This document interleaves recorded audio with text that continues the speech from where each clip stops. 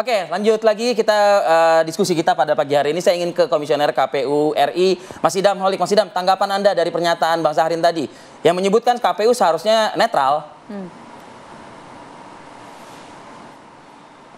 Bang Syahrir ini orang baik ya, jadi saya nggak boleh menyakiti orang baik. Jadi kalau ada kalimat saya yang tidak tepat, saya minta maaf Bang Syahrir.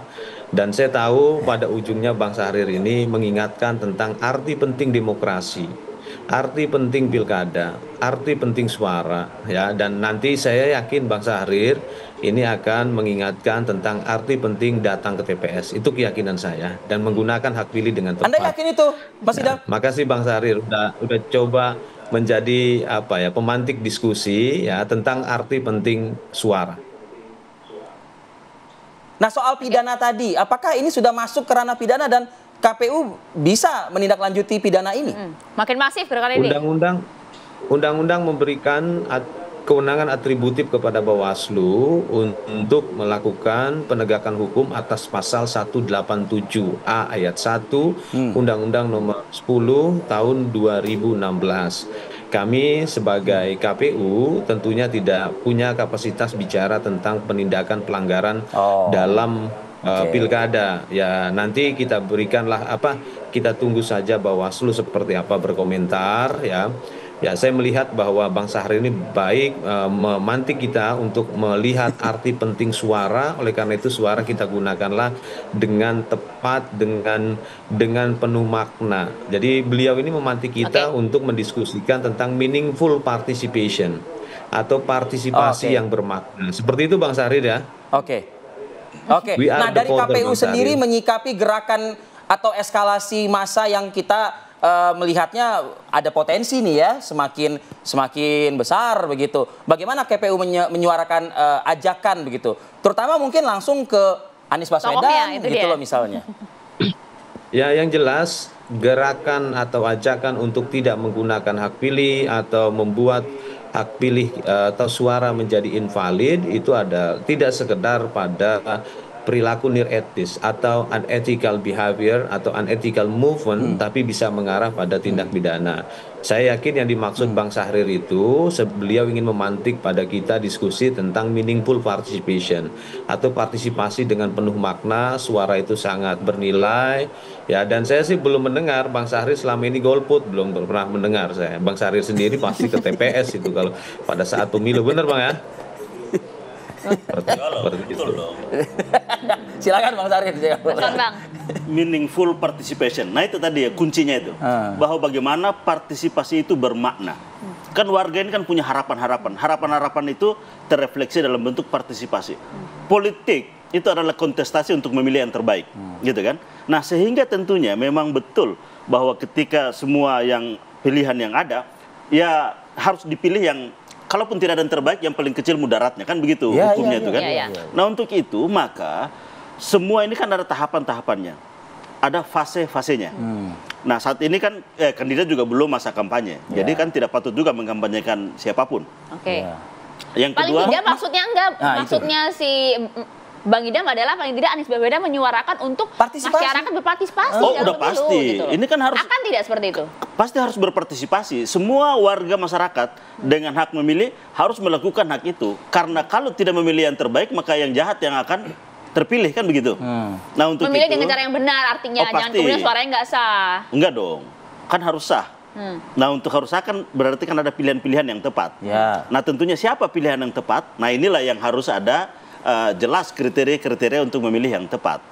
Nah jadi kami melihat bahwa justru tahap ini itu adalah tahapan di mana para calon meyakinkan kepada warga bahwa apa yang telah dilakukan oleh Anies, mereka memiliki komitmen dan memastikan bahwa itu akan dilaksanakan.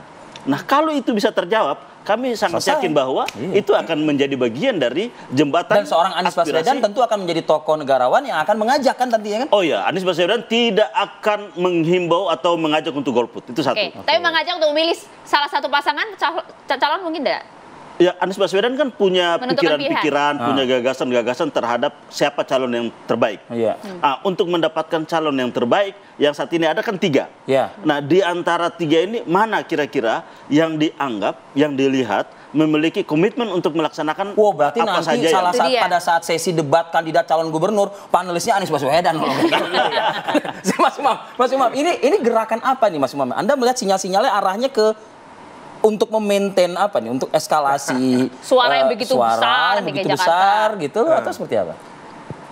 Memang cukup beragam ya. Kalau misal kemudian ini dilakukan, ya sebenarnya begini, meaningful participation itu juga mensyaratkan adanya meaningful aspiration. Nah, meaningful aspiration itu yang kemudian juga harus dicerna bahwa dalam proses politik itu juga seharusnya tidak memfait accompli masyarakat, memfait accompli para pemilih. Nah, maka kalau misal kemudian ada gerakan semacam ini, bisa saja ini sebagai sebuah simbol ketidakpercayaan publik terhadap proses politik yang terjadi. Karena ini basisnya adalah trust terhadap penyelenggara pemilu dan trust terhadap penyelenggaraan pemilu. Nah, kalau misal kita cermati, itu apa sih inginnya itu? Nah, salah satu yang dikampanyekan itu kan mencoblos semua pasangan calon. Kenapa? Karena itu sebagai sebuah upaya untuk menghilangkan potensi-potensi penyalahgunaan surat suara yang kalau misal tidak mencoblos, golput nggak datang ke TPS, itu surat suara kosong bisa dimainkan oleh kekuatan-kekuatan tertentu. Nah, maka kemudian ini bisa dimaknai sebagai sebuah upaya barangkali simbol perlawanan, tetapi lagi-lagi apakah ini akan menghasilkan meaningful election atau tidak? Kalau misal ternyata tidak, kan goalnya kan adalah election yang berkualitas gitu loh. Election yang berkualitas. Nah, oleh karena itu yang bisa dilakukan ya memang ada baiknya suatu saat Mas Anies memberikan statement terkait dengan positioning seperti apa, termasuk tadi ide gagasan mana yang memiliki kedekatan lebih kuat dan asosiatifnya tadi itu ya lebih dekat dengan yang mana, maka itu kemudian bisa memberikan arah dalam konteks mendorong memberikan dukungan kepada salah satu kandidat yang sah. Dan Anda melihat ujungnya akan seperti itu, Mas? Bisa saja seperti itu, barangkali kalau misal tadi Bang Syahrin nyampaikan, wah ini bagian dari upaya untuk memaintain saham politik dalam tanda kutip. Karena bagaimanapun juga ya diakui bahwa Mas Anies punya basis pemilih loyal dan kemudian dengan tidak hadirnya Mas Anies dalam proses kontestasi juga menjadi sebuah catatan tersendiri. Maka dalam konteks ini ya barangkali ini bagian dari upaya untuk negosiasi dan membuat seorang Anies Baswedan tetap relevan dalam tanda kutip dalam proses kontestasi tanpa namanya. Itu yang membuat hingga saat ini Anies Baswedan belum bersuara dengan seruan ini, Mas? Gini, kita tahu bahwa ternyata untuk negosiasi. Kalau kita tahu bahwa proses sebelum masuk di pemilihan warga seperti yang ada saat ini, kan sebelumnya kan di partai politik. Dan di partai politik kan kita lihat bahwa terbangun sebuah tradisi baru yaitu politik tanpa negosiasi. Iya kan? Di elit ini. Ini saya punya calon, kebijakannya harus ikut ini. Kalau nggak ikut, ya udah minggir. Nah, justru ini tahapan ini harus mulai dibangun politik dengan negosiasi, mungkin musyawarah, ya kan? Ada perbincangan di antara semua. Harus diakui bahwa biar bagaimanapun Anies memiliki ketokohan yang cukup kuat di Jakarta ini. Nah, untuk bisa meyakinkan itu, nah itu tadi satu terhadap warga. Yang kedua, ada juga komunikasi yang harus dibangun di antara tokoh-tokoh ini. Nah, sehingga apa?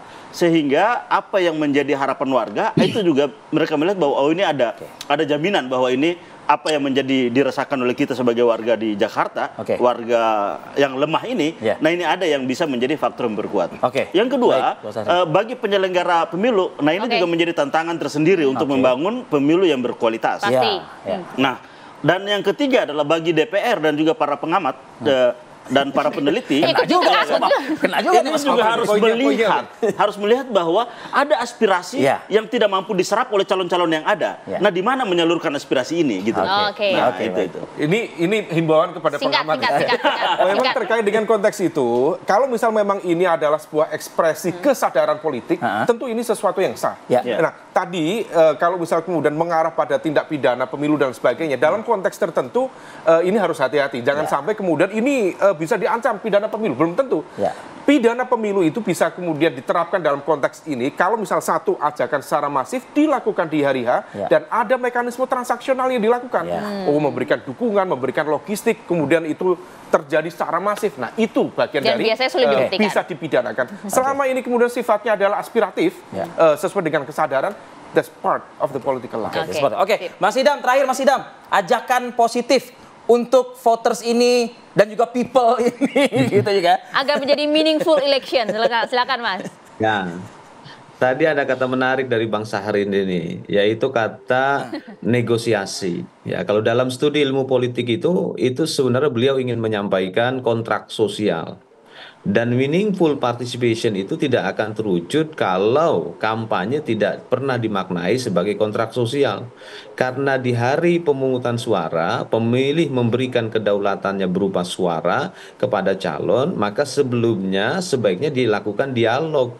Jika misalkan Anda terpilih menjadi kepala daerah atau wakil kepala daerah, program pembangunan apa yang bisa diperjuangkan? Itu yang saya maknai. Jadi sebenarnya Bang Syahrir ini menurut saya bagus ya. Beliau ini memantik kita untuk coba melakukan kontrak sosial ya, dan tidak ada meaningful participation tanpa kontrak sosial, karena pada dasarnya kedaulatan rakyat yang diberikan di TPS itu sifatnya pinjaman yang suatu hari bisa aja dialihkan ke kandidat lainnya ataupun ke tempat lainnya seperti itu. Nah, ini pentingnya bagi kita ya untuk coba membangun demokrasi yang rasional. Jadi saya melihat apa yang disampaikan Bang Syahrir tentang kata negosiasi macam itu positif untuk membangun demokrasi yang rasional, di mana kampanye berbasiskan pada kontrak sosial. Itulah meaningful participation. Harapannya sebenarnya Bang Syahrir tadi membaca judul kita ya pada pagi hari ini. Oke, terima kasih Mas Idam Holik, Mas Umam, terima kasih. Bang Syahrir, terima kasih. Bung Idam. Terima kasih Bang Syahrir. Kami akan jeda terlebih dahulu pemirsa. Saat lagi Apakah Indonesia Bagi akan kembali untuk Anda. Sesaat lagi.